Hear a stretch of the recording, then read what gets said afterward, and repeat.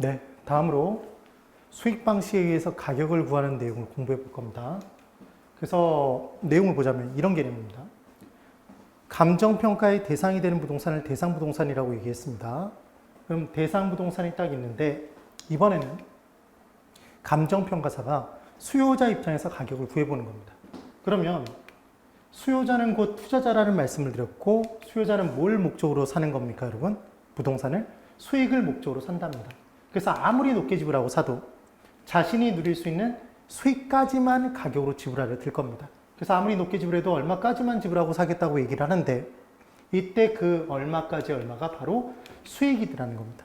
그래서 우리는 수요자 입장에서 대상 부동산의 감정평가를 할 때는 수요자가 목적으로 하는 수익만 추계를 해서 그 수익만 구해낸다면 그 수익이 곧 가격이라고 얘기를 해주면 된답니다. 그런데 이때 수요자가 정하는 가격은 아무리 높게 지불해도 얼마까지만 지불하겠다고 얘기를 하니까 자신이 지불할 수 있는 가격 중에 제일 높은 가격이다 그래서 최고 가격이라고도 한답니다. 얘를 너무 지나치게 지금은 신경 쓰지 마십시오. 이것만 기억하십시오. 수요자는 뭘 목적으로 산다? 수익을 목적으로 산다. 그런데 이제 중요한 포인트입니다. 사는 시점을 기준으로 따졌을 때, 사는 시점을 기준으로 쫙 나눠봤을 때 이때 수요자가 누릴 수 있는 수익은 이미 이 대상 부동산으로부터 발생된 과거 수익은 수요자가 누릴 수 있는 수익이 아닙니다. 당연한 겁니까? 그럼 수요자가 누릴 수 있는 수익은 앞으로 발생될 미래 수익을 누릴 수 있고 이 미래 수익을 목적으로 사는 거다? 네, 이게 정말로 중요한 포인트입니다. 그래서 수익 방식에서 가격을 구할 때 과거 수익을 가지고 사용하면 안 되고 뭘 가지고 사용해야 된다? 미래 수익을 가지고 결정을 내려줘야 된답니다. 그런데 이 미래 수익이 1년 뒤, 2년 뒤, 3년 뒤, 4년 뒤 이렇게 쭉 이 건물을 산 시점으로부터 건물이 남아있는 연수 기간 동안, 내용 연수 기간 동안, 잔존 내용 연수라고 하는 거 아닙니까?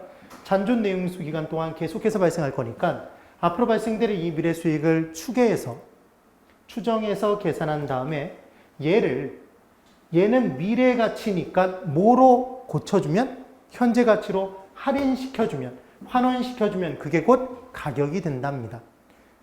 이해가 되십니까? 그래서 지금 정말 중요한 포인트는 사는 시점을 기준으로 이미 경과된 연수는 수요자 입장에서는 판단할 필요가 있겠습니까? 없겠습니까? 판단할 필요가 없습니다. 이 사람은 이제 당연히 앞으로 남아있는 연수 기간 동안에 이 건물에 대해서 소유권을 가지고 이용할 수 있게 되는 거 아닙니까? 그래서 잔존 내용 연수를 따지는 거지 경과 내용 연수와 잔존 내용 연수를 합친 전체 내용 연수도 수요자 입장에서는 판단의 대상이 아닙니다. 아까 내용하고 여러분 다릅니까? 비용 방식에서는 공급자는 처음 만들 때부터 관여가 돼서 전체 내용 연수 기간 중에 관여가 되는 건데 그래서 정해진 액수를 구할 때 내용 연수에 따라서 상각을 할 때 전체 내용 연수를 사용했던 겁니다. 근데 수요자는 이 건물이 이 대상 부동산이 만들어진 시점부터 전체 경과 내용 연수 기간 동안, 전체 내용 연수 기간 동안 관여되는 게 아니라, 관계를 맺고 있는 게 아니라 사는 시점 기준 이미 경과된 건 따지지 않는 거고 남아있는 것만 따져준다. 지금 그 얘기인 겁니다. 그럼 사는 시점에 만약에 투하된 자본이 100%라면 그 100%를 남아있는 내용 연수 기간 동안에 걸쳐서 회수를 해줘야 됩니다. 왜 회수라는 개념이 나오냐면 얘 만약에 100% 투자된 금액을 회수하지 않고 잔존 내용수가 다 지나버리면 얘는 아예 가치가 떨어져 버리니까 팔았을 때 남는 금액이 없다라고 보는 겁니다. 그럼 투하된 자본을 하나도 회수하지 못하고 기간 중에 발생된 수익을 들어온 돈을 다 수익으로만 누려버리면 꽃감꽃에서 야금야금 꽃감을 다 빼먹어서 나중에 꼬치밖에 안 남는 겁니다. 그런 일이 발생하면 안 되니까 투한 자본을 남아있는 연수 기간 동안에 걸쳐서 계속해서 회수해 나가야 된다는 개념이 존재하는 겁니다. 수익환원법에서는. 그러면 그때 잔존 내용수 기간 동안에 걸쳐서 100%를 다 회수해 줘야 된다가 포인트인 겁니다. 자, 여러분 기억해 보십시오. 수요자는 뭘 목적으로 산다? 수익을 목적으로 산다. 아무리 높게 지불해도 자신이 누릴 수 있는 수익까지만 가격으로 지불하는데 수요자가 누릴 수 있는 수익은 사는 시점 기준 이미 발생된 과거 수익은 누릴 수 없고 앞으로 발생될 미래 수익을 누릴 수 있는 거고, 그래서 미래 수익을 추계해서 미래 가치니까 걔를 현재 가치로 모시키면, 할인시키면 그게 곧 가격이 된다는 걸 꼭 반드시 기억을 해 두셔야 됩니다. 그리고 사는 시점 기준 이미 경과된 내용 연수는 따지는 게 아니고 수요자는 남아있는 잔존 내용 연수만 따진다. 그래서 사는 시점에 투하한 자본 100%를 잔존 내용 연수 기간에 걸쳐서 회수하는 겁니다. 상각하는 것이다. 그래서 만약에 잔존 내용 연수가 10년이면 10년에 걸쳐서 해마다 10%씩 100%를 회수해야 될 거 아닙니까? 그러니까 10년에 걸쳐서 100%를 회수해야 된다면 해마다 상각률은, 자본의 수율은 10%가 된다는 것. 그런 내용이 되는 겁니다. 그래서 수익환원법은 감정평가 의뢰된 대상 부동산을 누구 입장에서 평가한다? 수요자 입장. 수익이란 단어가 뜨자마자 수익을 중시해 여기는 건 누구다? 수요자. 수요자 입장에서 미래 발생할 수익을 현재 가치로 환원해서 그 가치를 구해주는 겁니다. 그래서 발생될 미래 수익이 크면 클수록 가치를 높게 평가하는 거고, 미래 수익, 앞으로 발생될 미래 수익이 조금밖에 없다면 그때는 가치를 낮게 평가하는 방법이 수익 환원법이라는 얘기입니다. 그래서 수익가액은, 여러분, 가격은 수익률분의 수익 기억나십니까? 그럼 수익 방식에 의한 가격, 수익 가격은 환원시켜주는 수익률, 환원이율로 순수익을 나눠서 구해준답니다. 그래서 가격은 무엇분의 무엇? 수익률분의 수익. 수익과 가격은 비례지만 수익률과 가격은 반비례 관계라는 거 엄청나게 강조했던 그 내용인 겁니다. 그럼 우리는 앞으로 수요자 입장에서 뭘 구하기 위해서는, 수익가액을 구하기 위해서는 두 가지를 알면 됩니까? 대상 부동산에서 발생될 미래 수익과, 그러니까 이 순수익은 과거 수익이면 안 된다는 얘기입니다. 1년 뒤 미래 수익과, 그리고 걔를 환원시켜줄 환원 이율을 구해주면 된답니다. 그런데 이때 대상물별로 똑같이 환원시켜주면 안 되기 때문에 환원시켜주는 방법이라는 것도 존재가 돼야 된다는 걸 이제 설명을 드릴 겁니다. 그러면 이때 순수익을 구하는 방법은 3가지 방법이 있고, 공부하실 겁니다. 환원율 구하는 방법은 5가지 방법이 있고, 환원시키는 방법은, 순수익을 수익가액으로 환원시켜주는 방법은 4가지가 존재한답니다.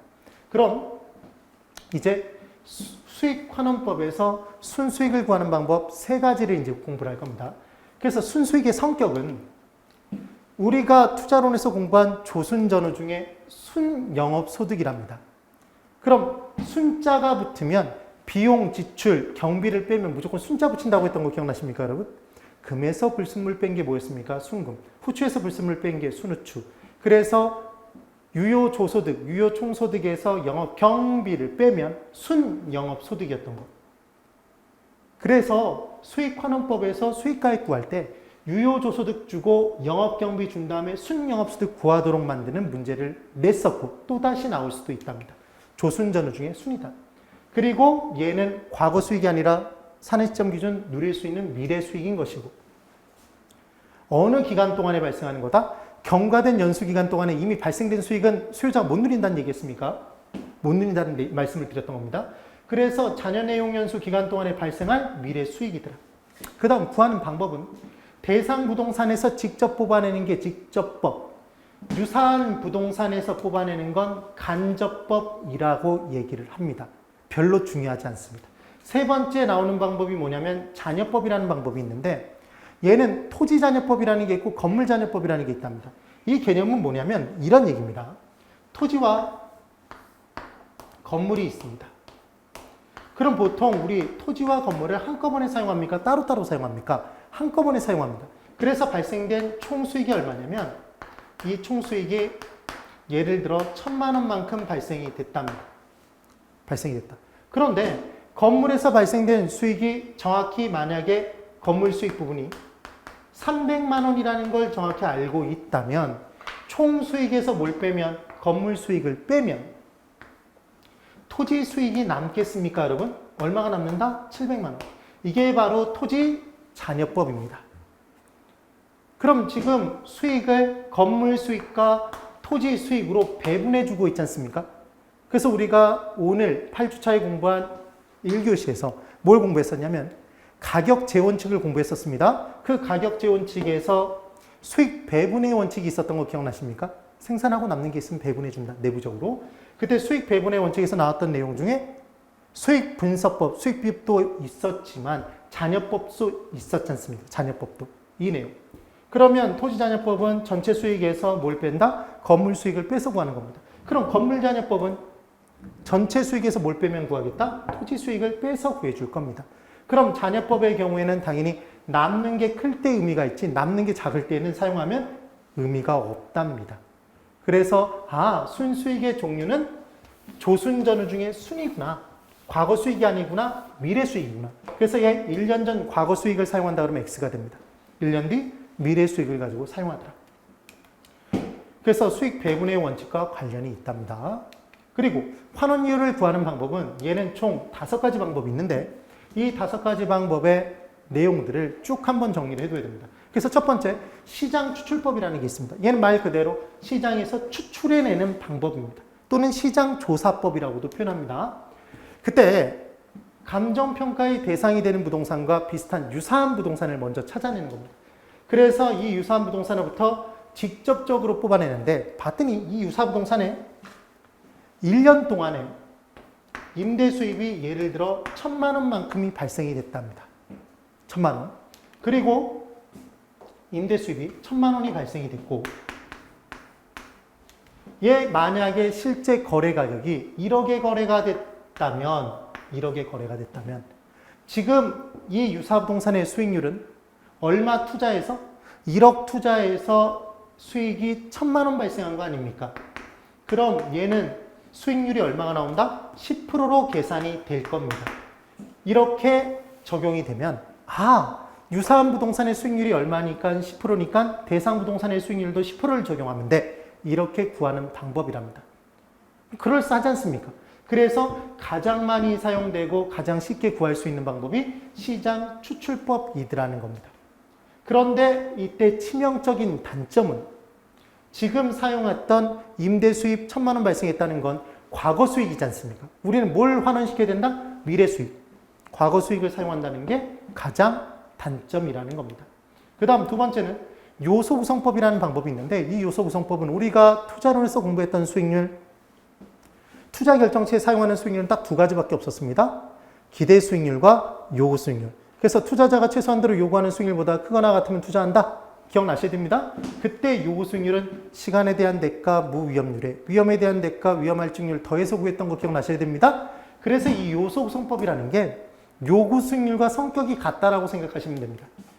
그런데 이때 이 요소가 위험의 증가 요소, 위험의 감소 요소, 그 다음 시간에 대한 대가 요소를 다 더해서 구한다 그래서 우리 일반적으로 시가지를 조성한다 그러면 여러 가지 개념들을 다 합쳐서 시가지가 만들어지는 거 아닙니까? 그래서 얘를 조성법이라고도 한다는 걸 기억해 두시면 되겠습니다. 그래서 중요한 포인트는 요입니다. 무엇과 비슷하다? 요구 수익률과 유사하다. 그래서 무위험률에 플러스 위험 증가 감소율을 더해서 구하더라는 겁니다. 그럼 이때 위험 증가율 감소율을 구할 때 주간의 개입이 심하겠습니까? 심하지 않겠다? 심하겠다. 요구 수익률 자체가 주관적인 수익률이었지 않습니까? 그럼 위험에 대한 대가를 얼마를 요구하느냐 하는 것을 감정평가사가 자기의 주관에 의해서 결정짓게 되면 결국은 수익가액 자체도 주관적으로 결정될 수 있는 단점이 존재한답니다. 주관의 개입이 포인트인 겁니다. 그 다음 세 번째, 투자 결합법이라는 방법이 있는데 여기서 중요한 포인트는 결합이라는 단어입니다. 여러분 독수리 오형제 기억나십니까? 그럼 독수리 오형제는 각각 따로따로 다니다가 합쳐져서 정의의 불새가 됐었습니다. 뭐 정말 옛날 얘기를 하고 있는데 그래서 결합이라는 단어가 나오기 위해서는 하나일 때는 결합이라는 단어를 안 씁니다. 둘 이상일 때 결합시킨다라는 단어를 씁니다. 그리고 걔가 분리되지 않고 계속 붙어 있는 거라면 결합시킨다라는 단어를 안 씁니다. 그래서 분리 가능할 때 결합시킨다라는 단어를 사용하는 겁니다. 그 다음 전부 다 같은 놈들을 합쳐봤자 아무 의미가 없습니다. 그래서 서로 다른 것을 합쳐서 결합시켜서 다른 게 나와야지만 의미가 있답니다. 그래서 서로 다를 때 결합이라는 단어가 나오는 겁니다. 꼭 기억하십시오. 그러니까 문제에서 두 개인데 두 개까지 맞았답니다. 서로 같을 때 결합법이 사용된다는 게 X입니다. 서로 다르다라는 전제하에 나오는 게 결합법이 되는 겁니다. 그래서 이제 첫 번째 니은 물리적 투자결합법이라는 게 있답니다. 여러분 과거의 부동산의 개념으로 따져봤을 때는 부동산은 토지와 건물의 결합이라고 본 겁니다. 그럼 토지 눈으로 보고 손으로 만질 수 있습니다. 건물도 눈으로 보고 손으로 만질 수 있습니다. 그래서 물리적 개념이라는 겁니다. 그래서 토지와 건물의 결합인데 뭐라고 생각한 거냐면 부동산 수익률은 토지 수익률과 건물 수익률 둘이며 둘 떴습니다. 이 둘이 서로 같으며 다르며 이 둘이 왜 다르냐면 건물 수익률은 여러분 보십시오. 토지는 영원히 계속되는 성격 영속성을 띈답니다. 그러면 토지는 영원히 계속되는 성격 영속성을 띠니까요. 그 토지를 샀을 때 일정 기간 보유하다가 다시 되팔면 투하한 자본이 만약에 1억이었으면 1억을 회수할 가능성이 정말로 높습니다. 그럴 가능성이 굉장히 높답니다. 그런데 건물은 1억 주고 샀습니다. 근데 건물의 내용연수 기간이 다 지나면 이제 팔았을 때 받을 수 있는 금액이 거의 없거나 아예 없을 수도 있는 거 아닙니까? 그러니까 건물 수익률은 건물을 살 때 발생하는 수익률은 토지 수익률 부분에 플러스 상각되는 만큼을 더 더해서 더 받아야 된다. 사는 시점의 수익률은 더 높아져야 된다는 얘기입니다. 그래서 건물은 더 싸게 주고 사야지만 된다라는 주장인 겁니다. 그래서 앞으로 수익환원법 부분에 건물 수익률을 계산하실 때에는 토지 수익률에 뭘 더해서 구해야 된다? 상각률. 그럼 이 상각률은 해마다의 상각률인 겁니다. 그럼 100%를 뭐로 나눠주면 되겠다? 잔존 내용연수로 나눠주면 될 거 아닙니까? 그래서 100%를 나누기 잔존 내용연수로 나눠줍니다. 잔여 내용연수로. 그래서 이 부분을 경과 내용연수로 바꿔서 문제 낼 수 있다는 걸 꼭 기억해 두십시오. 그래서 제가 그토록 강조한 겁니다. 수요자는 수익을 목적으로 사는데 발생될 미래 수익을 목적으로 사는 거고, 그리고 남아있는 연수 기간 동안에 그 부동산과 관계를 맺는 것이다. 그 기간 중에만. 전체가 사용되는 게 아니랍니다. 그래서 종합수익률은, 이제 종합수익률의 계산은 토지 수익률과 건물 수익률의 가중 평균치로 구하게 돼 있는 겁니다. 그래서 예를 들자면 토지 수익률이 얘가 10%고 건물 수익률이 얘가 15%랍니다. 그럼 여러분 건물의 상각률은 얼마입니까? 5%입니까? 그럼 해마다 5%씩 가서 100%가 된다는 얘기는 잔존 내용연수는 20년이다. 이렇게 판단할 수 있답니다. 그런데 이때 토지와 건물의 구성비가 얼마냐면 1대 3이었다면 각각 2를 곱하고 3을 곱한 다음에 10, 얘 3 곱하면 45입니다. 그럼 플러스라면 얼마인데 이게 55지 않습니까? 이 55를 가중치 합 4로 나눠주는 거예요. 그럼 이 수치가 얼마 나올 겁니다. 4로 나눠보면 1이고 4, 지금 1호, 그래서 3, 얼마 이렇게 나올 겁니다. 13점 얼마 이런 식으로 이렇게 가중평균에서 구한다가 포인트가 됩니다. 이게 바로 뭐다? 물리적 투자결합법이 됩니다. 그런데 이 물리적 투자결합법이 욕을 엄청나게 먹습니다. 왜 욕을 먹냐면 실제로 토지와 건물이 같이 사용됐을 때 토지와 건물 같이 사용된 부동산의 수익률이 얼마다라고 얘기할 수는 있어도 토지 수익률은 얼마야, 건물 수익률은 얼마야 이렇게 나눌 수 있는 기준이 없지 않습니까? 그럼 실은 구분할 수 없는 걸 구분해서 결합시키는 단점이 존재한 겁니다. 물리적 투자결합법은. 그러니까 이제 두 번째로 뭐가 나오냐면 결합이란 단어가 나오기 위해선 똑같이 이 내용이 존재해야 되는데 이번에는 금융적 투자결합법이 존재한답니다. 얘는 뭐냐면 실제로 부동산은 비싸다 고가성을 띠기 때문에 내 돈만 갖고 투자하기 어렵다는 얘기했습니다, 여러분. 그래서 내 돈 두 글자 지분에 남의 돈 뭘 합쳐서 저당을 합쳐서 투자한다는 얘기 했지 않습니까? 그럼 부동산의 가치는 둘의 결합입니까? 내 돈과 남의 돈의 지분과 저당의 결합이라고 본 겁니다. 그리고 실제로 지분 수익률과 저당 수익률은 지분 투자자의 요구 수익률과 저당 투자자의 요구 수익률은 분명히 다를 겁니다. 그래서 부동산 수익률은 지분 수익률과 저당 수익률로 구분이 될 것이며 지분 수익률과 저당 수익률은 서로 다르다라는 가정하에 출발합니다. 실제로 다르지 않습니까? 그래서 종합수익률은 마찬가지로 가중평균치로 구해주는 겁니다. 제가 전에 무슨 말씀을 드렸냐면 우리가 부동산 학교론에서 공부하는 평균은 다 무슨 평균이라고 했습니까, 여러분? 가중평균 꼭 기억을 해보십시오. 그래서 현실적으로 얘 구분이 가능합니다. 그런데 이제 얘가 욕을 먹는 이유가 있습니다. 왜 욕을 먹냐면 잘 보십시오. 지분 수익률이 있고 저당 수익률이 있습니다. 그때 지분 수익률이 얼마였냐면 얘가 10%고 저당 수익률은 만약에 5%다 이렇게 가정을 해보자입니다. 이랬답니다. 그때 지분 비율이 6이고 저당 비율이 4랍니다. 그러면 이때 내 돈은 전체 1억 중에 6천만 원, 얘가 4천만 원이라는 개념입니다. 예를 들어. 그럼 곱하면 60%, 얘 곱하면 20%입니다. 다음은 얼마가 나오고 80%가 나오고 이 80%를 가중치합으로 나눠주시면 되는 겁니다. 10으로. 그럼 얘는 얼마가 나오는데 8%가 계산이 된 겁니다.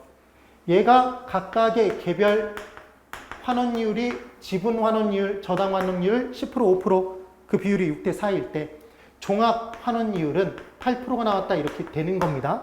그럼 중요한 건 지금 지분과 저당은 둘 서로 다르다 맞습니다. 구분 가능한 것도 맞습니다. 그런데 기간 중에 우리는 저당 상수를 곱해서 원리금을 상환해 가지 않습니까? 그럼 계속해서 지분 비율은 6이고 4가 고정적으로 계속 유지가 되는 겁니까? 저당이 점점 뭐로 바뀐다? 지분으로 바뀌는 겁니까? 기간이 경과됨에 따라 원금이 점점 상환되니까 저당은 3이고 지분은 7이고 이런 식으로 바뀌어 나갈 거 아닙니까? 근데 얘를 이 비율 자체가 고정되어 있는 것으로 본 겁니다. 그래서 지분 비율과 저당 비율이 변화하는 것을 고려하지 못했기 때문에 또다시 욕을 먹더라는 겁니다. 그럼 또 욕 먹으면 이제 또 다른 방법을 찾아야 되겠습니까? 그래서 나온 방법이 바로 뭐냐면 저당이 지분으로 환원되는 방법이랍니다. 그럼 여기서 중요한 건 뭐냐면 저당이 지분으로 환원되는 방법이니까 지분이 중요한 겁니다. 그래서 누가 만들었냐면 에루드라는 사람이 만들었답니다. 얘 기억하시는 방법 사랑해요 LG 이렇게 기억을 한번 해보시는 겁니다. 그래서 기간이 경과됨에 따라 저당이 상환돼서 지분으로 환원되는 것을 반영하는 방법. 그래서 지분 투자자 입장에서 가장 합리적인 방법이 저당 지분 환원법입니다. 그런데 기간마다 이 지분이 저당이 지분으로 환원되는 비율 등을 따져봐야 된다면 계산이 매우 복잡할 겁니다. 계산이 복잡한 단점이 존재한다. 그 다음 지분 투자자 입장만 고려하는 단점이 또 존재하는 겁니다. 그러니까 이제 1번부터 4번까지 전부 다 지분 투자자 입장에서만 수익률을 구하고 있으니까 부동산의 가치를 구하고 있으니까 저당 투자자가 뭐라고 얘기를 하냐면 야야야 왜 부동산의 가치를 니들 맘대로 니들 입장에서만 구해? 내 입장에서도 한번 구해보자. 그래서 나온 게 바로 뭐냐면 부동산에서 나오는 수익은 부채를 감당할 수 있을 정도만 나오면 돼. 그럼 내 입장에서는 안전하니까. 이게 바로 부채 감당법입니다. 그리고 이 부채 감당법은 저당 투자자 입장에서 구한다는 게 제일 중요한 포인트고 계산하는 시기에 당연히 부채 감당으로 시작하는 비율이 들어갈 겁니다. 그게 바로 뭐였습니까, 여러분? 부채 감당률 이지 않습니까? 그래서 부채 감당법은 부채 감당률의 대부 비율, 부채 친구 대부 비율 곱하고 대부 친구 저당 상수를 곱해서 계산해 주더라는 겁니다. 그럼 부채, 대부, 저당 전부 다 저당 투자자가 중시 여기는 요소들이지 않습니까? 누가 만들었냐면 게텔이라는 사람이 만들었답니다. 암기하는 방법이 있습니다, 여러분. 만약에 부채를 감당하지 못하게 되면 순간 개털됩니까, 여러분? 부채 감당법 이렇게 기억을 해보십시오. 그래서 저당 투자자는 차입자입니까, 대출자입니까? 네, 대출자.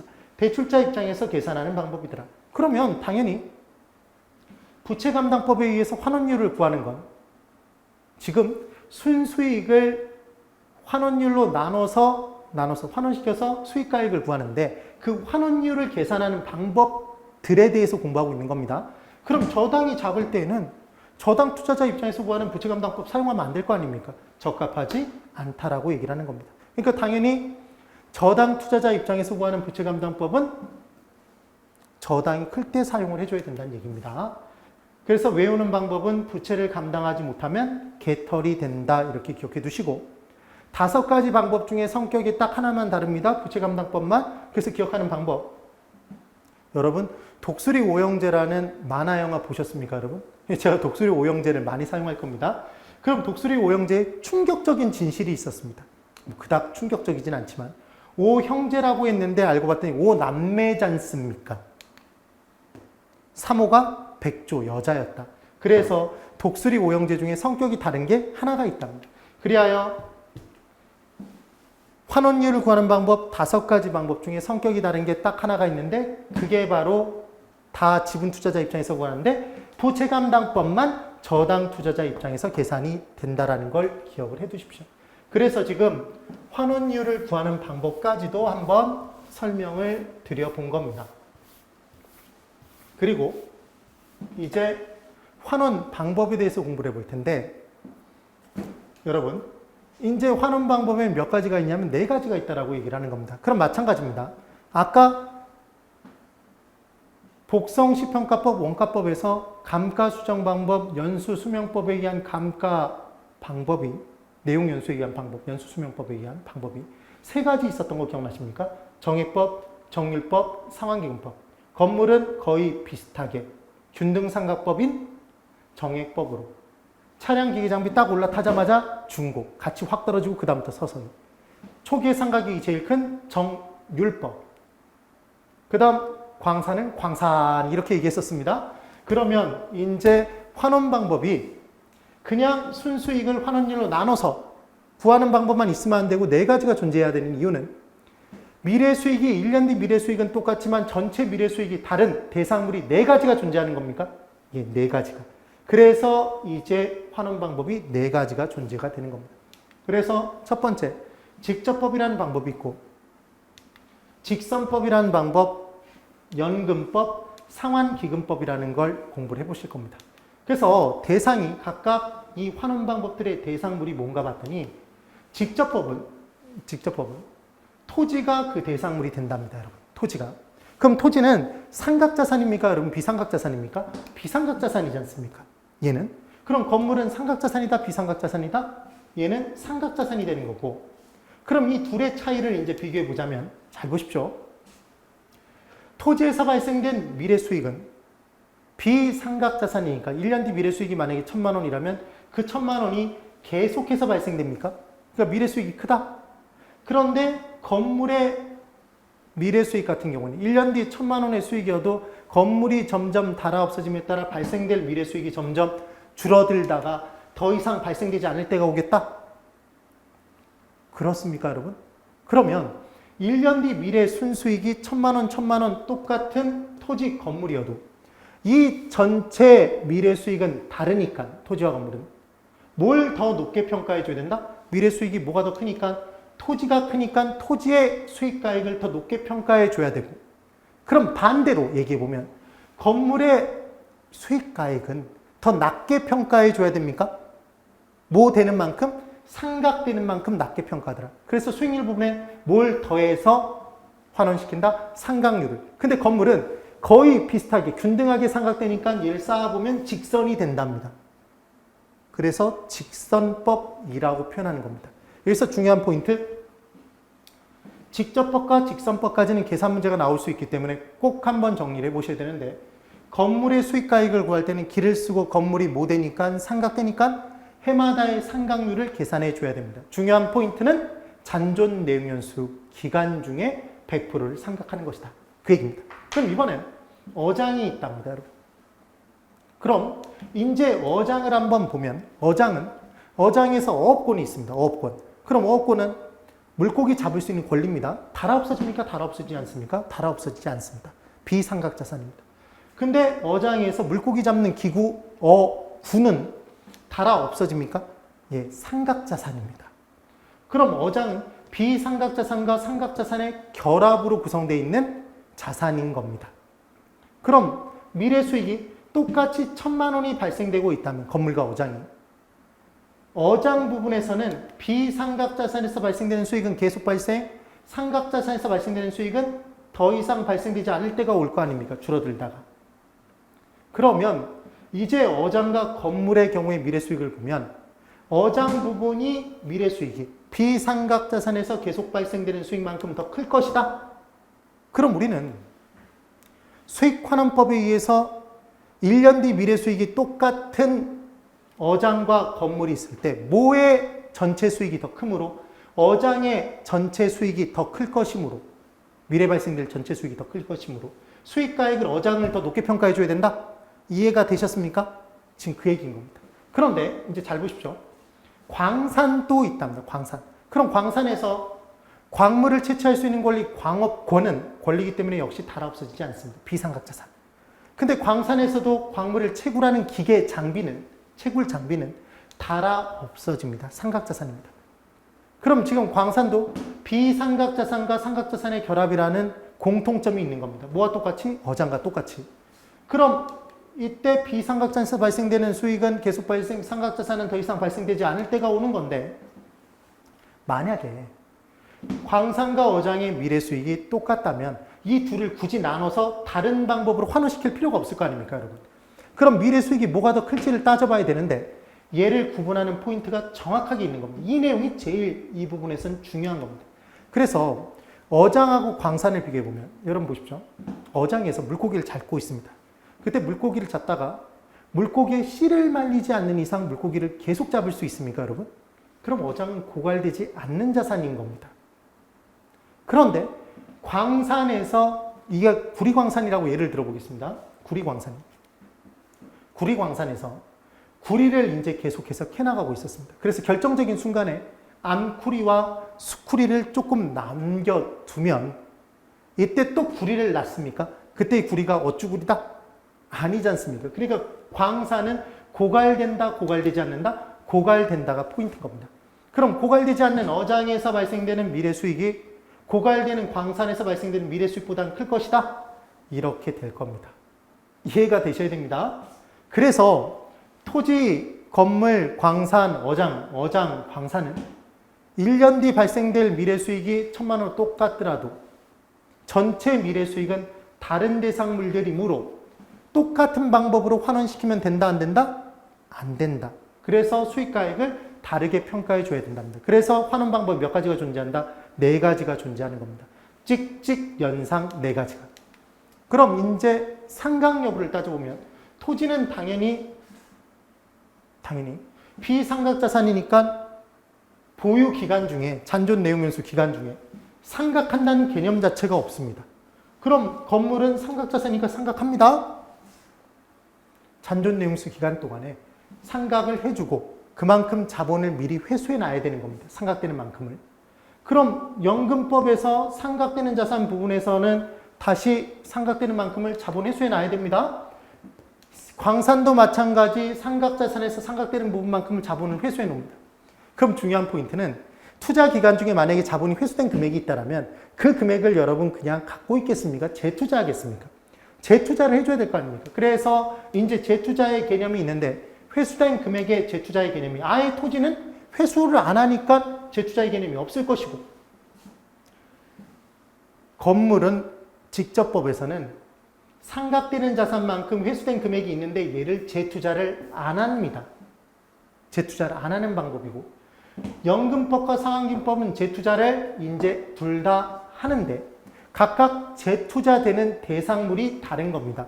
그래서 재투자 수익률이 뭐가 적용되나 봤더니 재투자를 둘 다 안 하니까 얘들은 따질 필요가 없는 것이고, 어장과 광산은 이제 재투자한다는 얘기를 했습니다. 근데 어장은 여러분 고갈됩니까? 고갈되지 않습니까? 고갈되지 않으니까 어장 자체에 다시금 재투자가 가능하다?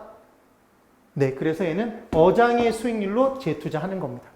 투자의 수익률도 어장 수익률, 재투자의 수익률도 어장 수익률인 겁니다.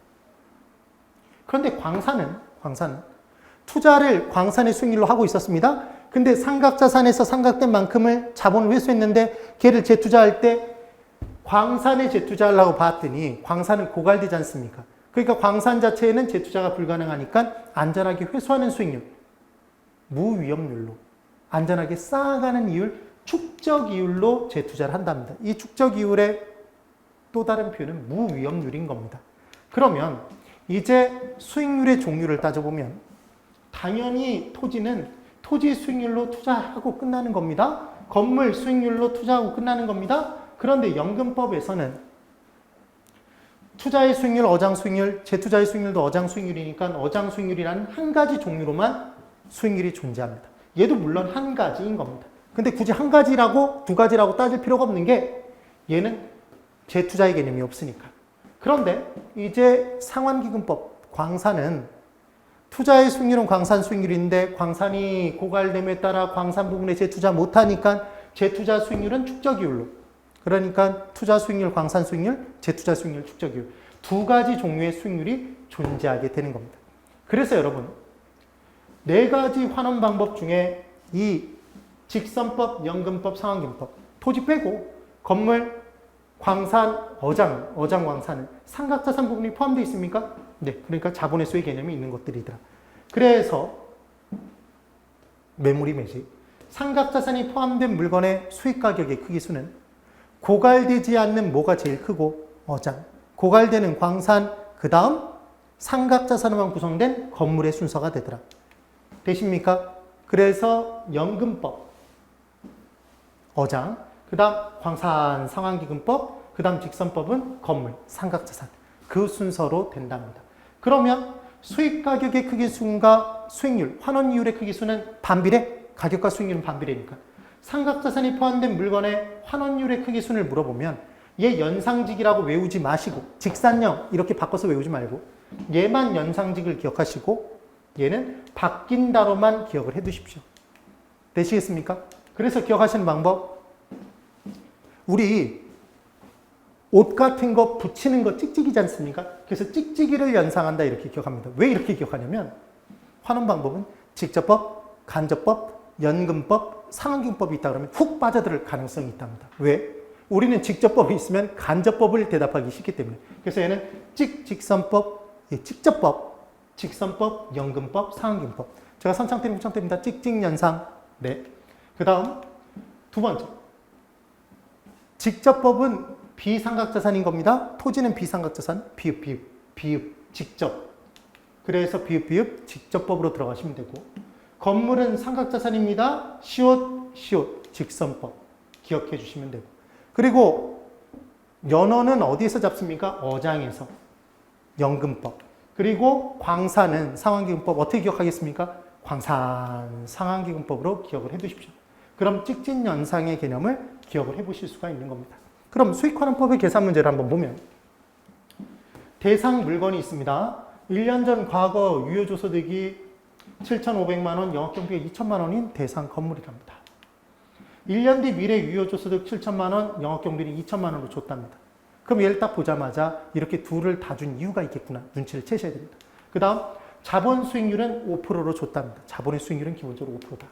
근데 전체 내용연수가 50년으로 주어져 있는데 경과 내용연수는 이미 30년이 경과된 건물이랍니다. 그리고 남아있는 연수는 20년일 때 직선법에 의한 수익가격을 구하랍니다. 우리는 얘를 딱 보자마자 직선법을 사용할 줄 알았답니다. 왜 그렇습니까, 여러분? 건물은 삼각자산, 시옷, 직선법을 사용한다? 그럼 직선법 부분에서는 그냥 자본 수익률 5%로 나눠주면 됩니까, 안 됩니까? 절대로 안 된다는 말씀을 드렸습니다. 그래서 건물이 뭐 되는 만큼, 삼각되는 만큼 더 수익가액을 낮게 평가해야 된다? 자, 보십시오. 수익가액은 환원이율분의 순수익인데 순수익이 고정된 것일 때 수익가액을 건물 부분에 더 낮게 평가하기 위해서는 환원율을 올려줘야 됩니까? 뭐 되는 만큼 낮게 평가하는 거다? 삼각되는 만큼. 그러니까 삼각률을 기를 쓰고 구해줘야 되는데 이 해마다의 삼각률은 잔존 내용연수 기간 동안 100%를 삼각해야 되지 않습니까? 전체가 아니라. 그러니까 얘는 5%. 그럼 삼각률 5%를 뭐 해야 되겠다? 더해준다가 포인트인 겁니다. 그리고 당연히 과거 수익은 사용하겠다, 사용하지 않겠다. 지금 1년 뒤 미래 수익은 얘는 사용해야 되고 과거는 사용하면 안 되는 겁니다. 미래 수익을 목적으로 하니까. 그래서 빈번한 실수는 과거 수익을 사용해서 그냥 계산을 때려버리는 거예요. 그 다음 자본 수익률을 그대로 사용하게 되면 출제자가 함정판 대로 그냥 문제를 푼 겁니다. 그래서 건물은 상각률을 꼭 가산해서 더해서 환원율을 계산해 주셔야 됩니다. 그래서 지금 보시면 밑줄 그어져 있습니까? 과거의 밑줄 긋고 그 다음 자본 수익률 부분 그대로 사용하면 안 됩니다. 그래서 전체와 경과된 연수는 사용하지 않는 거고 뭐만 사용하는 거다? 잔존 내용연수가 포인트다.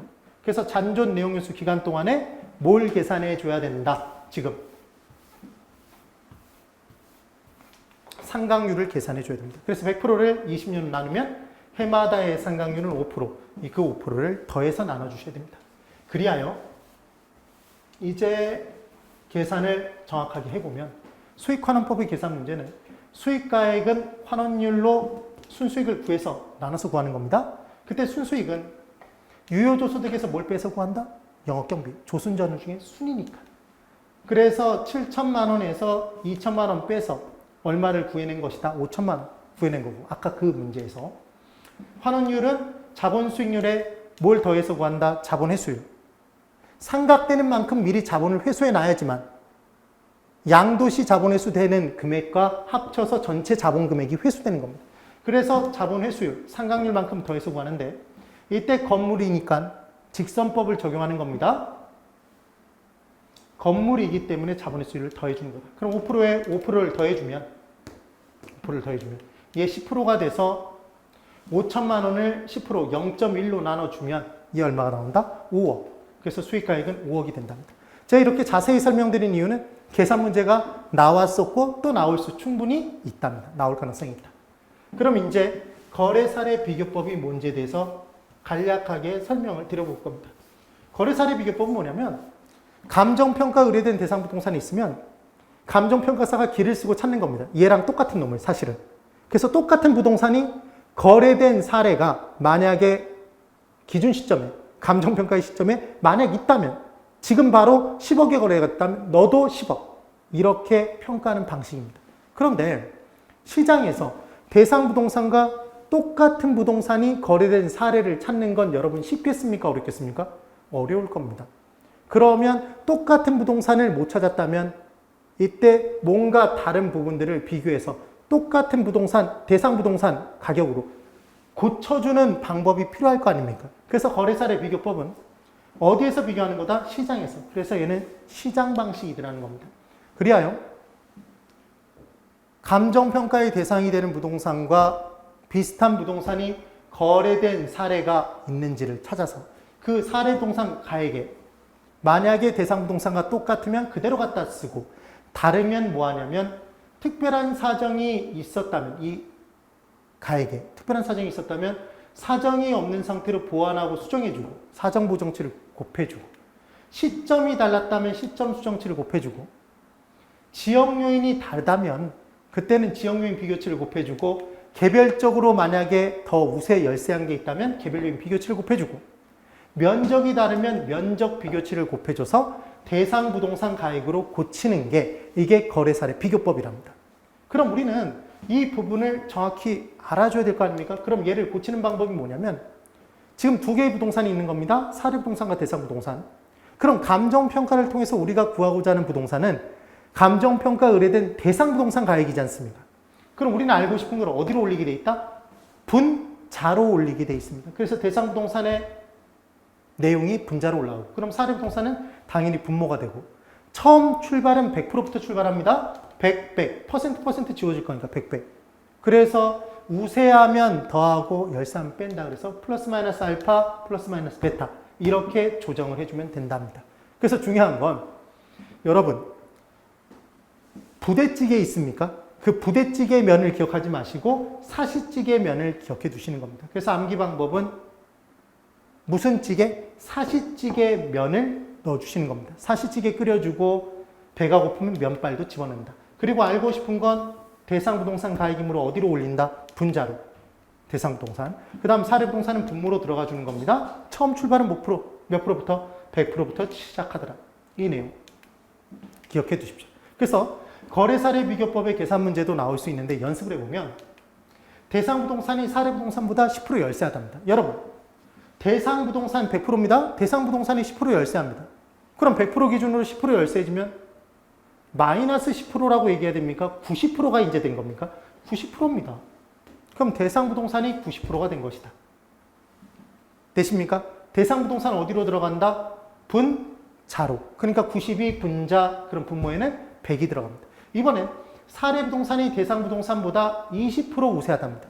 그럼 사례 부동산이 20% 우세하니까 대상 부동산 놔두고 사례 부동산 100%에서 20% 우세해지면 사례 부동산 120이 되는 겁니까? 사례부동산이 120%가 되는 겁니다. 그래서 4분의 대로 계산해서 내용들을 들어가 주시면 됩니다. 그럼 실제로 나왔던 문제를 보면 인근 지역에서 추출한 사례부동산은 대상부동산보다 개별적으로 10% 우세하답니다. 그럼 개별 요인 다르니까 비교해 줘야 됩니다. 대상부동산은 면적이 1000제곱미터, 사례부동산 1200제곱미터랍니다. 면적 다르니까 면적 비교해 줘야 됩니다. 거래 시점의 물가지수가 110이고 기준 시점의 물가지수는 130이면 시점 다르니까 시점 수정해 줘야 됩니다. 그래서 시점 수정치부터 시작해서 이제 구해주라고 했는데, 그럼 시점 수정치는 짝대기 짝 긋고 우리가 알고 싶은 건 감정평가의 기준이 되는 시점이지 않습니까? 그러니까 기준 시점이 분자로 들어갑니다. 그럼 거래 시점은 분모가 될 것이고, 기준 시점 수치 얼마라고 되어 있습니까? 130? 그래서 130이 분자로 들어가고 분모에 110이 들어가주면 110분의 130이 시점 수정치입니다. 이번에는 개별 요인 비교치를 구해보라 그러면 개별 요인 비교치 짝대기 짝 긋고 우리가 알고 싶은 건 대상부동산입니다. 대상부동산이 분자 분모의 사례부동산. 대상부동산 얼마? 대상부동산이 지금 잘 보십시오. 개별 요인 비교치는 사례부동산이 10% 우세하다고 되어 있지 않습니까? 사례부동산이. 그럼 사례부동산의 수치가 10% 우세니까 110이 되는 것이다. 얘가 110. 그럼 대상부동산은 별다른 얘기가 없으니까 100. 110분의 100이 개별 요인 비교치. 그럼 이번에 면적 비교치는 대상부동산이 분자 분모에 사례부동산이 들어가 주면 되는데, 대상부동산의 수치는 1000이고 1000, 사례부동산 1200이니까 집어넣어서 120분의 100 이렇게 대답을 해주면 끝난답니다. 이해가 되십니까? 꼭 정리가 되셔야 됩니다. 그래서 계산 문제 중에 제일 쉬운 계산 문제가 뭐냐면 거래사례 비교법에서의 계산 문제입니다. 뭐만 안 헷갈리면 되냐면 사례부동산과 대상부동산의 분모 분자의 위치만 안 헷갈리면 된다. 처음 출발 몇부터? 100부터 시작한다는 거. 100%. 그 다음 공시지가 기준법은 비교가 되는 표준지 공시지가 잡아냅니다. 상업지면 상업지, 주거지면 주거지로 잡아내서 거기다가 시점 수정치 곱해주고, 그리고 지역요인 비교치, 개별요인 비교치, 기타 보정치를 곱해서 대상 토지 가액을 구한답니다. 그럼 이 부분의 포인트는 뭐냐면 아까 여러분 거래사례 비교법에서는 잘 보십시오. 거래사례 비교법에서는 이 뒤로 가보려니까 잘 빨리 안 넘어가서, 거래사례 비교법에서 아까 내용을 보면 사례 부동산 가격에 처음에 곱했던 게 사시지게부터 곱해졌던 거 기억나십니까, 여러분? 사시지게부터. 그러면 거래 사례 비교법에서는 뭐부터 출발한다? 사정 보정치부터 들어간다라고 생각해 주시면 됩니다. 사시지게. 그런데 공시지가 기준법에서는 비교 표준지 공시지가에 뭐부터 곱한다? 시점 수정치부터 들어가지 않습니까? 그래서 공시지가 기준법은 시부터 시작한다는 것만 안 헷갈리시고 들어가 주시면 이 부분에서 함정을 팠을 때 충분히 잡아내실 수 있답니다. 그리고 마찬가지 여기서도 알고 싶은 게 대상 토지의 가격이니까 걔가 분자고 분모에는 비교가 되는 표준지 공시지가의 내용이 100을 기준으로 해서 들어가 준다는 걸 기억해 두십시오. 똑같이 푸는 방법은 같습니다. 그리고 이제 적산법이라는 방법이 있는데, 여러분 적산법이라는 단어가 딱 나오자마자 쌓아서 계산한다. 뭐를? 비용을. 그러니까 얘는 비용 방식에 의해서 아까 가격 구하는 방법 공부했습니다. 그러니까 얘는 임료. 그럼 공급자인 임대인 입장에서 임료를 계산하는 방법이 바로 적산법이라는 겁니다. 그럼 갑이 이제 상가를 매입하는 내용부터 볼 겁니다. 갑이 상가를 매입했습니다. 3억에. 그때 이 상가에서 기대하는 수익률이 얼마냐면, 상가를 3억에 갑이 매입했다는 얘기는 3억을 정기예금 투자할 수 있는 기회를 포기하고 집어넣은 거 아닙니까? 그럼 적어도 1년 동안 기대되는 수익률은, 갑이 기대하는 수익률은 정기예금의 이자율보다는 높게 고려하겠습니까? 왜냐하면 위험도 감수해야 되니까. 그래서 얘 얼마를 달라고 얘기를 했냐면 5%만큼의 기대하는 수익률이 있는 겁니다. 갑이. 그때 갑은 3억 투자해서 5% 수익률을 기대하니까 얘 곱하면 1,500만 원만큼의 수익을 누리면 되는데, 그래서 지금 기대하는 수익은 1,500만 원이 된 겁니다. 근데 갑이 이 상가 건물에서 누리는 수익은 임차인으로부터 받는 임대료들하는 겁니다. 그래서 이제 임대료를 1,500만 원만 받으려고 봤더니 이 건물 상가를 제대로 임대를 하기 위해서 필요한 유지관리비 등의 필요한 모든 경비가 있더라는 겁니다. 그래서 얘가 얼마만큼 들어가나 봤더니 연에 600만 원의 비용이 들어가더라는 겁니다. 자, 생각지도 못했던 임대차를 제대로 하기 위해서 들어가는 비용이 발생되는 겁니다. 그때 만약에 자 이제 잘 보십시오. 갑이 임대인이 임료를 결정지을 때 투자한 금액이 3억이니까 기초가 되는 금액에다가 5%만큼 수익률을 곱해서 1,500만 원만큼 기대하는 수익이니까 임료를 1,500만 원만 받아버렸다면 임차인에게 1,500만 원 받은 상태에서 필요재 경비가 필요한 모든 경비가 600만 원만큼 들어오면 나가버리면 이제 기대하는 수익은 900만 원밖에 없지 않습니까? 900만 원밖에 발생하지 않는다.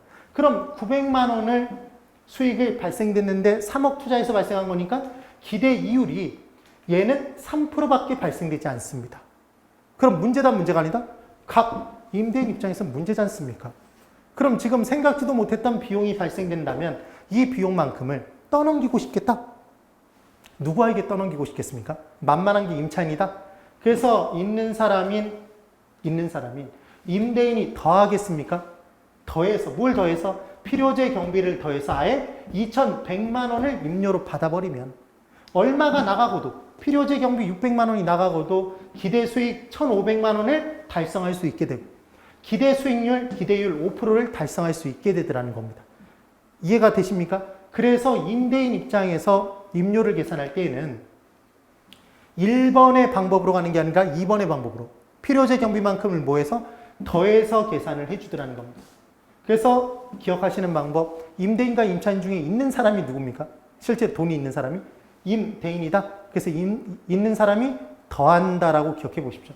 이 필요재 경비만큼을 더해서 계산하는지 빼서 계산하는지 이 부분이 문제로 나올 수 있기 때문에 그때 이 3억은 지금 우리는 최종적으로 이 가격을 구하고 싶은 겁니까? 임료를 구하는 것이다? 임료를 구하기 위한 기초가 되는 가액이라고 해서 기초가액이라고 하고 이 5%의 수익률은 임대차 계약 기간 동안 기대하는 이율이라고 해서 기대 이율이라고 합니다. 그럼 얘가 곱해지면 기대 이윤이 되는데 여기다가 플러스 뭘 더한다? 필요재 경비를 더해서 계산하더라는 겁니다. 그럼 여러분 지금 이 기대 이윤은 둘을 곱하면 나오니까 우리는 이제 뭐만 알면 되는 것이다? 세 가지만 알면 됩니까? 대상 부동산의 임료를 임대인 입장에서 구하기 위해서는 기초가 되는 가액의 기대 이율, 임대차 계약 기간 동안 기대하는 수익률을 곱하고 필요재 경비를 더해서 떠넘기면 된다? 그럼 필요한 모든 경비들을 쌓아서 계산한 임료? 그래서 뭐라고 한다? 적산 임료라고 얘기를 하는 겁니다. 그리하여 적산법은 임대인 입장에서 공급자 입장에서 임료를 계산하는 방법으로 공급자는 비용이 중요하다는 얘기를 했습니다. 그래서 기초가액에 기대율을 뭐하고 곱하고 뭘 더해서 구한다? 필요재 경비를 더해서 누구에게 떠넘긴다? 임차인에게. 그럼 필요한 모든 경비들이 더해서 구해진 임료, 쌓아서 계산한 임료, 무슨 임료? 적산 임료를 계산하는 방법이 적산법이 되는 겁니다. 그래서 기초가액은 적산법에서 적산 임료를 구하기 위한 기초가 되는 가액이고 당연히 임차인이 사용한 대로 사용한 만큼만 임료를 받아야 될 거 아닙니까? 그래서 현실적인 이용의 상태로 임대차 계약상 빠진 부분이 있다면 그 부분만큼은 뺀 계약단가를 고려한 상태의 가액으로 계산을 합니다. 그리고 적산법에서 적산임료를 구하기 위한 기초가액은 적산가액으로 구하는 게 원칙이고 적산가액을 못 구하겠으면 비준가액으로 구하는 게 예외이더라는 겁니다. 그때 수익가격은 사용하지 못하는 이유가 뭐냐면 수익가액은 임료를 알아야지만 구할 수 있었지 않습니까? 근데 지금 우리는 임료를 계산하고 있지 않습니까? 무슨 말이냐면 수익가액은 아까 순수익을 환원율로 나눠서 구했었는데 지금 투자자가 누리는 수요자가 누리는 수요자가 아니라 공급자가 누리는 수익은 임료지 않습니까? 이 순수익이. 그럼 수익가액을 계산하기 위해서는 임료를 알아야 되는데 우리는 임료를 계산하기 위한 방법을 공부하고 있는 겁니다. 그럼 결국은 수익 가액으로 집어넣어서 적산임료를 구하기 위해서는 먼저 임료를 알고 출발해야 되는 거 아닙니까? 임료를 알아야지만 임료를 구하는 논리적 모순에 빠지니까 순환 논리의 모순에 빠짐에 따라 뭐는 사용할 수 없다? 수익가액은 사용할 수 없다라고 기억을 나중에 해두시면 됩니다. 그래서 기초가액과 시장가치가 같아질 수도 있기 때문에 최고 유효한 이용이 되고 있다거나 이건 나중에 기본 이론만에서 자세히 또 공부를 할 겁니다. 시장가치를 기초가액으로 그래서 사용할 수도 있답니다. 임대가 전부 다 되고 있으면 빠진 부분 뺄 필요 없으니까. 그 다음 미음 기초가액에서 과실 임료를 계산하는 방법이더라. 그래서 적산가액을 계산할 수 없는 토지도 비준가액으로 구할 수 있고 거기에 기대율 곱하고 필요정비 더해서 적산 임료는 계산할 수 있다라는 얘기입니다. 그리고 기대율 부분은 적산법에서 나오는 것이고 임대차 계약기간 중에 단기적인 수익률이고 임대차 계약기간 중에 임료 한 번 결정되면 조정 불가합니다. 조정 불가능하고 그 다음 매입 후에 부동산에서 기대하는 수익률은 그 대상물이 토지든 건물이든 매입한 다음에 부동산이라는 건 공통점이 있기 때문에 기대 이율은 다르지 않습니다. 그래서 건물과 토지 다르지 않으니까 개별 기대 이율 이런 개념 없고 대상물별로 차이가 없음에 따라 개별과 종합의 개념이 존재하지 않습니다. 그리고 얘는 아까 말씀드렸다시피 정기금의 이자율과 밀접한 관련이 있는 수익률이더라. 그리고 반드시 상각 후 세 공제 전 기대이율이라고 얘기를 합니다. 왜 그러냐면 잘 보십시오. 2,100만 원 적산 임료 계산된 부분에 필요재 경비 600만 원 빼서 기대 수익이 1,500만 원, 기대율 5%가 결정이 된 겁니다. 그럼 지금 임료에서 필요정비를 빼서 기대 수익, 기대율이 나온 것이니까 기대율은 결국은 필요정비를 제한 후의 기대 이율이지 않습니까? 그래서 필요정비 공정결, 우리 투자하면서 공부했던 공정결 세손 유감을 뺀 다음에 기대하는 수익률이니까 감가상각 후가 되는 겁니다. 그리고 이 세금은 법인세, 소득세는 들어가 있지 않으니까 얘를 빼도 소득세, 법인세는 공제하기 전이다 이렇게 표현했습니다. 그래서 얘를 나중에 또 공부를 하시겠지만 지금은 너무 복잡하게 공부하실 필요가 없습니다. 그래서 지금 임료를 구할 때 필요정비 적산법 수익분석법에서 사용한다 돼 있고 보유기간 중에 제대로 임대하기에 필요한 모든 경비 우리 투자하면서 공부했던 내용입니다. 그래서 보유기간 중 보유하기 위해서 발생하는 것, 임대하기 위해 발생하는 것, 그 다음 플러스 나가서 다시 들어오지 않는 것만 필요재 경비가 되더라. 외우는 방법이 뭐였냐면 공정함이 결해지면 세손이 유감이다 이렇게 얘기를 했었는데 이 부분들의 내용은 기본 이론반에서 사실은 더 자세히 공부해 보는 겁니다. 그래서 공은 공실충당금, 정상운전자금이자 결손준비금, 세금과 공과금, 손해보험료, 유지관리비, 감가상각비 이 내용 이렇게 좀 빨리 할 수 있는 이유는 다 투자론에서 공부를 했던 내용들이기 때문인 겁니다. 그래서 만실시에 계상하지 않는 건 공실충당금인 거고 임대보증금을 만약에 수령했다면 결손이 발생할까봐 준비해 놓는 금액 결손준비금은 계상할 필요가 없습니다. 그리고 건설자금 이자는 건설 시에 취득 시에 들어간 자금에 대한 이자가 보유기간 중에 나가고 있어도 걔는 임대하기에 필요한 경비가 아니더라는 겁니다. 자기출자금 이자 마찬가지였습니다. 취득세, 등록세, 취득시에 나가는 경비니까 들어가지 않더라. 양도소득세, 양도시니까 들어가지 않더라. 이 부분 빠르게 얘기하는 이유는 투자론에서 다 했던 내용입니다. 그 다음 저축성 보험료는 다시 들어오니까 경비로 보지 않는다. 소멸성 보험료만 포함됩니다. 자본적 지출은 나가는 게 아니라 고여져서 가치가 증가되는 부분이니까 얘는 포함되지 않는다였습니다. 자산 가치가 증가, 실제로 나가지 않습니다. 그래서 학창시절에 즐거웠던 기억, 수수수, 양가가 아니었습니다, 여러분. 수선, 수선비, 수익적 지출, 숫자로 시작하는 애들만 포함됐다라는 것, 수수수. 제가 선창 때리면 후창 때립니다. 수수수. 예, 이렇게 기억을 해두십시오. 그리고 가액을 구할 때 필요적 경비는 영업경비는 아까 수익가액은 환원 1분의 순수익에서 영업경비 뺐지 않습니까? 그때 빼는 영업경비에는 공정결, 세손, 유감 중에 빠지는 게 있다고 그랬었는데 이미 위에서 뺀 공결은 빠지고 밑에서 뺀 감가상각비도 빠졌던 거 기억나십니까? 그래서 우리 어떻게 외웠었냐면 공감이 간다, 결혼해서 간다. 이 세 가지가 빠졌었지 않습니까? 이렇게 외웠었던 겁니다. 그 다음 수익 분석법은 수익을 각각의 수익으로 총수익을 자본의 발생 수익, 노동의 발생 수익, 경영의 발생 수익으로 나눠주고 남는 게 부동산의 사용 수익이구나. 그럼 수요자 입장에서는 임대차 계약 기간 동안 임차함에 따라 발생될 사용 수익까지만 아무리 높게 지불해도 지불할 거니까 부동산만의 사용 수익을 계산하기 위해 부동산 귀속 순수익을 먼저 구하고 필요재 경비만큼을 더해줘야지만 임대인이 빌려준다니까 필요재 경비를 더해서 수익임료를 계산해내는 방법입니다. 그럼 지금 수익을 나눠주고 각각의 생산 요소별로 나눠주고 남는 수익을 구해낸 거니까 수익 배분의 원칙이 적용되는 방법이라고 얘기를 하는 겁니다. 이게 수익 분석법. 그 다음 임대사례 비교법은 똑같습니다. 대상 부동산 임료를 구하기 위해서 시장에서 대상 부동산과 똑같은 놈을 찾아서 그 부동산의 임료가 실제 지불된, 계산된 게 있다라면 그것을 그대로 사용하면 되고 똑같지 않다라면 역시 뭐 하면 된다? 부대찌개면, 사시찌개면? 예, 사시찌개면을 해주시면 됩니다. 그래서 사례부동산 임료에 사시찌개면을 해주시면 이게 대상부동산 임료가 됩니다. 그리고 마찬가지 분수로 비교할 때 우리가 알고 싶은 대상부동산 임료가 분자로, 사례부동산 임료는 분모로, 백백으로 출발해 준다는 것 똑같습니다.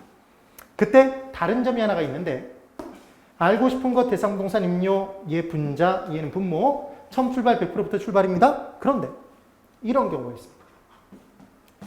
대상부동산 5층짜리 건물입니다. 얘 5층짜리 건물이었습니다. 그런데 이때 대상부동산 임료를 봤더니 이제 사례부동산 임료가 똑같은 5층짜리 건물인데 다 똑같습니다. 근데 얘 5천만 원 받았습니다. 그런데 봤더니 이 옆에 있는 4층짜리 건물의 임대차 계약의 결과 임료를 얼마 받았나 봤더니 얘가 6천만 원을 받았더라는 겁니다. 그럼 뭔가 이상합니까? 이상하지 않습니까? 이상하더라는 겁니다. 봤더니 얘는 5층 전층의 임대 사례가 아니라 얘는 3층까지 임대 사례였답니다.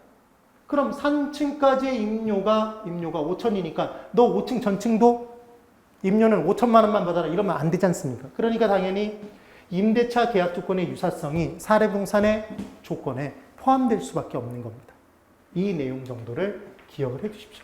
그래서 지금 이 개념까지를 이번 기초 입문반에서는 설명을 드리고자 합니다. 만약에 이 부분 내용을 더해서 더 들어가 버리면 지금까지 했던 중요한 내용들도 다 사라져 버리기 때문에 이 부분까지 해서 이제 멈춰 서는 겁니다. 그래서 117페이지까지의 내용을 설명을 드렸고 118, 119, 120, 121페이지에 있는 표준과 개별의 개념들은 우리가 나중에 부동산 가격 공시제도로 한 20분에서 30분 정도만 길게 잡으면 정말 자세히 설명하면 50분을 들여서 설명하면 절대로 틀리지 않게 설명을 드릴 수가 있고 그 부분을 정리해 나갈 수가 있답니다. 너무 간단한 부분이기 때문에 지금까지 했던 부분들만 정확하게 다시 한번 복습을 해 주십시오. 되십니까, 여러분? 그래서 지금 제가 우리 2020 공인중개사 기초 입문서를 가지고 이 담겨져 있는 내용들만 설명드린 게 아니라 시험에 나올 부분들은 굉장히 자세하게 설명드리고 문제풀이까지도 다 해드린 부분들이 있습니다. 그래서 내용이 다른 선생님들에 비해서 좀 더 많았고 속도는 좀 더 빨라서 힘드셨을 수 있겠지만 분명히 우리가 11, 12월 달에 이렇게 고생한 것의 보람을 1월 달부터 수업을 진행할 때 찾으실 수 있을 거라고, 느끼실 수 있을 거라고 장담합니다. 여러분, 2달 동안 정말 고생이 많으셨고 1월 달에 시작할 기본 이론반에서 다시 찾아뵙도록 하겠습니다. 꼭 복습해 주셔야 됩니다. 새해 복 많이 받으십시오. 고생 많으셨습니다.